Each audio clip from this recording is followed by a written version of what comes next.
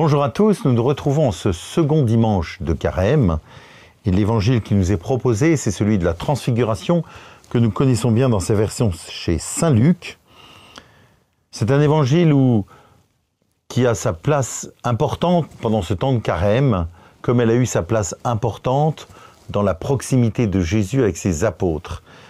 Jésus prend avec lui Pierre, Jacques et Jean, c'est-à-dire les apôtres les plus proches, il les emmène sur une montagne et, nous dit le texte, devant eux il est transfiguré, c'est-à-dire qu'il devient d'une lumière blanche éclatante. La divinité de Jésus transparaît à travers son humanité et Moïse et Élie apparaissent aussi, récapitulant tout l'enseignement de l'Écriture, la loi et les prophètes, Moïse et Élie.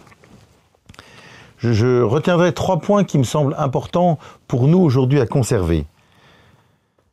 La première, c'est que à travers l'humanité de Jésus transparaît sa divinité et qu'il est important d'avoir dans notre relation avec Jésus ces 2 dimensions.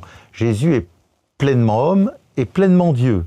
Il y a une proximité, une simplicité qui est vraie tout spécialement pour ses apôtres, mais aussi pour nous dans la relation à Jésus, mais il reste pleinement le Fils de Dieu, Dieu lui-même. Et donc, ça n'est pas simplement un ami, c'est aussi Dieu, le Sauveur du monde. Et dans notre relation à Jésus, dans notre rencontre avec Jésus, il est important de prendre conscience de ces 2 dimensions et de les mettre en œuvre, non seulement dans une certaine proximité, mais aussi il reste Dieu, il reste le Sauveur du monde. Le deuxième point que je voudrais souligner, c'est la parole que dit le Père à la fin du texte. « Celui-ci est mon Fils, celui que j'ai choisi, écoutez-le ».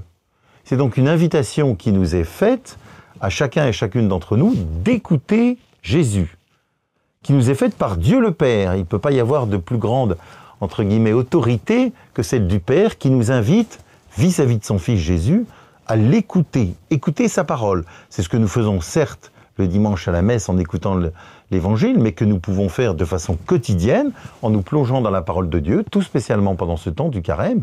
Et l'écouter, c'est pas simplement lire la parole de Dieu, c'est la faire nôtre. C'est-à-dire laisser cette parole descendre dans ma vie et avoir une vraie action au plus profond de ma vie, au plus profond de moi-même. Et le 3e point, et je terminerai par ce point, c'est qu'il est important dans ce temps du Carême de nous rappeler ce vers quoi nous marchons. Alors certes, vers la fête de Pâques, avec la résurrection du Seigneur, ultimement vers la vie éternelle, où nous participerons à ce que Dieu est. Et voyez, dans cet épisode de la transfiguration, quelque part apparaît le Seigneur dans sa gloire, dans sa majesté, qui est vraiment celui qui nous emmène le chemin, la vérité et la vie, vers la vie éternelle, ce pourquoi nous sommes faits.